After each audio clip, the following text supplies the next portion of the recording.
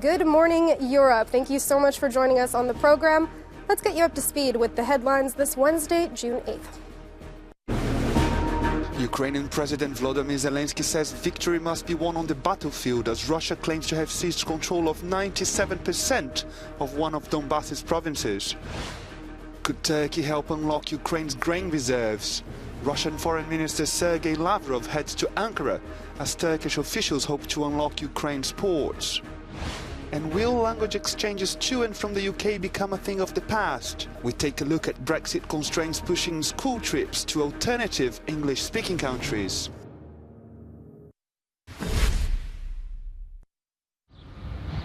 Russia is claiming to have seized residential quarters of the key eastern city of Severodonetsk and to have taken control of 97% of one of the two provinces that make up Ukraine's Donbass. If confirmed, it brings the Kremlin closer to its goal of fully capturing the eastern industrial heartland of coal mines and factories. President Volodymyr Zelensky says Ukraine is holding on, despite being outnumbered, but that the battle for Donbass has turned into a war of attrition, reminiscent of trench warfare in World War I. As images of the latest destruction in Luhansk emerge, Zelensky said in an interview with a UK newspaper that decisive victories will be won on the front line before negotiations can take place. Of course, victory must be on the battlefield, or so to speak, not only victory, but above all, a strong, solid situation on the battlefield, when we can really see our positions, see the appropriate military equipment, our powerful force, which is not inferior to the amount of Russian equipment. But positions in Moscow seem to be hardening. Former Russian President Dmitry Medvedev voiced his hatred of the West, calling them degenerates who want Russia dead. Meanwhile, Russian Foreign Minister Sergei Lavrov is in Ankara for talks on restarting grain shipments out of Ukrainian ports on the Black Sea. Turkey has offered to help escort maritime convoys, despite the presence of Russian mines.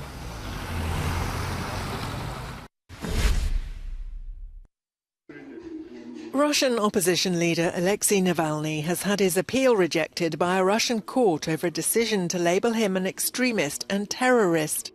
Russian President Vladimir Putin's main critic took part in the proceedings via a video link on Tuesday. The 46-year-old argued that the decision to put him on this list was unlawful. I definitely stand behind every word of the appeal. I believe I was put on that register illegally, both procedurally and by definition. And of course, it's the definition that bothers me the most. I don't understand why I was labelled not only an extremist, but a terrorist. Navalny was arrested in January 2021 when he returned from Germany, where he'd been recovering from nerve agent poisoning. He was handed a 2.5-year sentence for a parole violation. Then in March this year, he was sentenced to 9 years in prison on fraud and contempt of court charges, which he calls a politically motivated move. Could Turkey hold the key to unlocking Ukraine's grain reserves? As Russia's Foreign Minister Sergei Lavrov heads to Istanbul, Turkish officials hope an agreement can be reached that will allow millions of tons of grain to be moved out of Ukrainian ports. Ankara plans to leverage its close relations with both Kyiv and Moscow. Definitely not a strategic partnership or a strategic alliance, as some people, especially in the West, call it. So instead of that, we are talking about a regional partnership that is very close because the two countries need each other in many different issue areas, including the Middle East, Syria especially.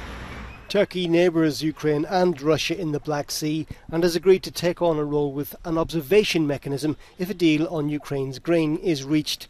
Lavrov and his Turkish counterpart are also expected to discuss Syria.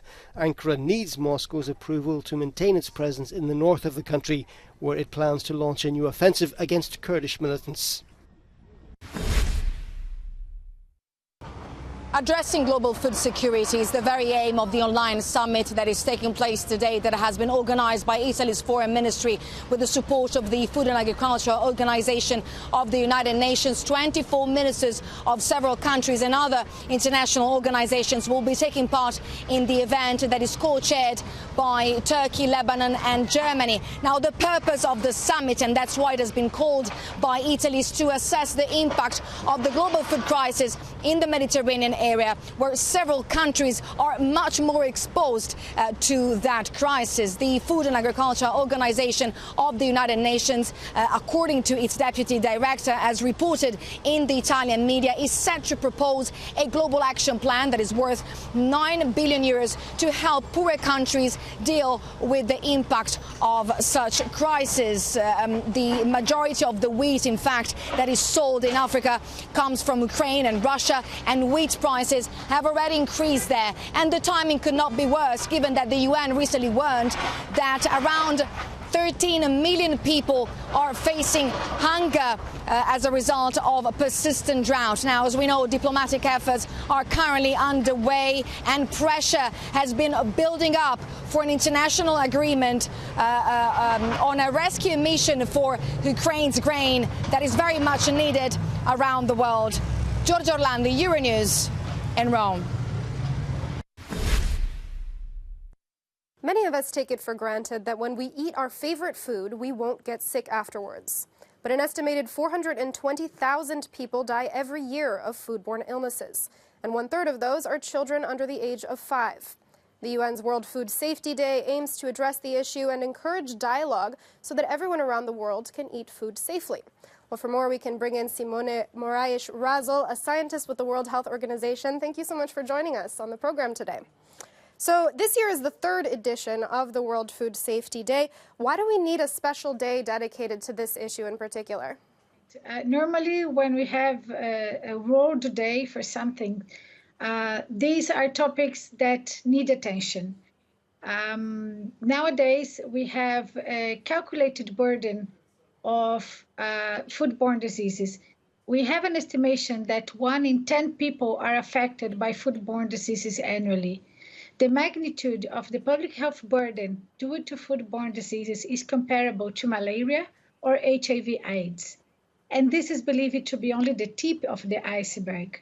So UN created this World Food Safety Day to bring attention to everyone and to raise awareness of the foodborne problems that can affect everyone in the world.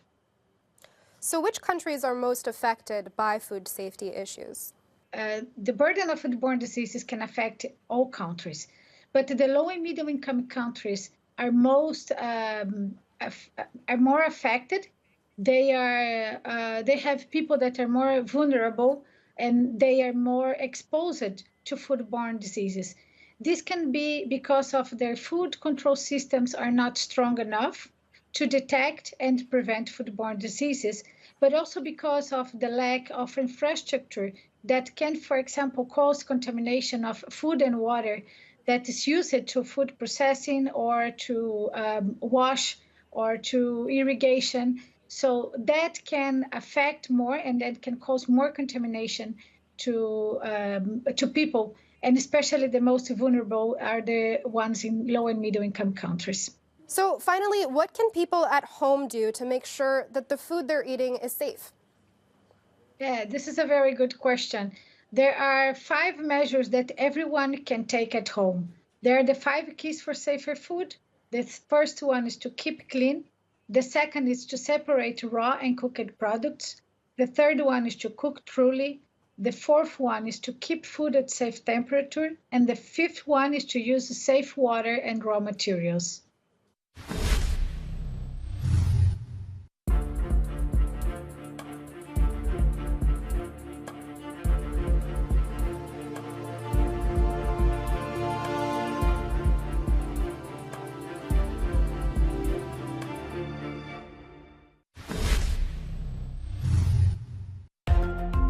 Work has begun to demolish a Belgian property in the city of Charleroi, where notorious serial killer Marc Dutroux hid young girls he kidnapped.